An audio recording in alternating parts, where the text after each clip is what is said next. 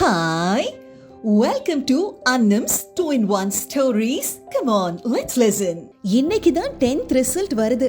2 பேரும் சீக்கிரமா எழுந்துருங்க அப்படின்னு சொல்லிட்டு அம்மா அப்பாவையும் பையனையும் எழுப்பினாங்க.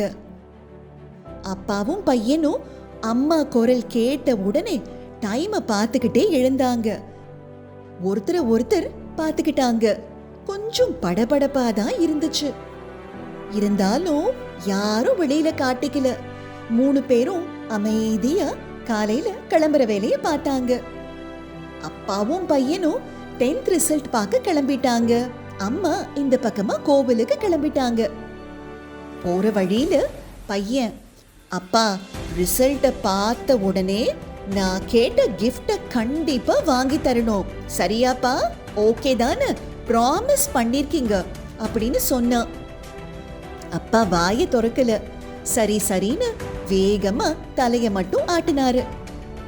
ஸ்கூல் வந்தாச்சு. ரிசல்ட் ஒட்டி இருக்கிற போர்டு கிட்ட அவ்வளவு கூட்டம்.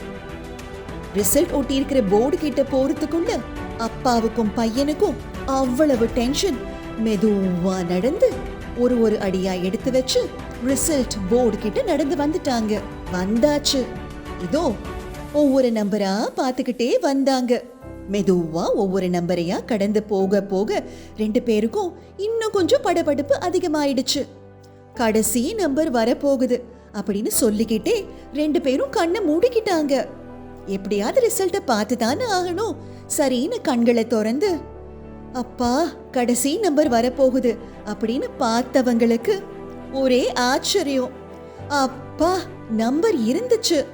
பையன் அப்பாவை பார்த்து, அப்பா பாஸ் பாஸ் ஆயாச்சுப்பா, சந்தோஷப்படுங்க, நீங்க பாஸ் ஆயிட்டீங்கப்பா அப்படின்னு சொல்லிட்டு பையன் அப்பாவுக்கு வேகமா சாக்லேட் ஊட்டி விட்டான்.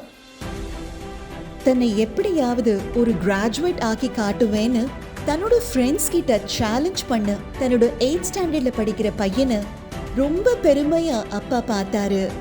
உங்களுக்கு இந்த பையனை பிடிச்சிருக்கு தானே? If you like this video, please do like, share and subscribe to Annam TV.